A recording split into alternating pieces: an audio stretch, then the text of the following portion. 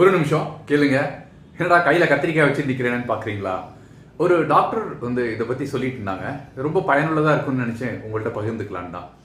இது கத்திரிக்காய் உடலுக்கு ரொம்ப நல்லது அப்படின்ட்டு. இதில் என்னன்னா சொலாசோடின் அப்படின்ட்டு ஒரு சப்ஸ்டன்ஸ் இருக்காங்க. இதில் SOLASOID சொலாசோடின் DINE அப்படின்னு சொல்றாரு.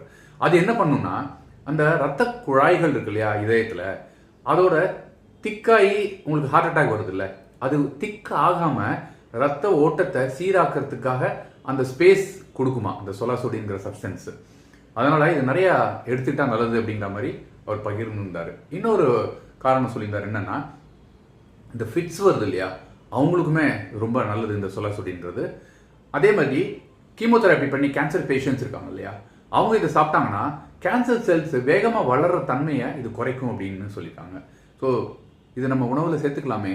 தேங்க்யூ, பாய்.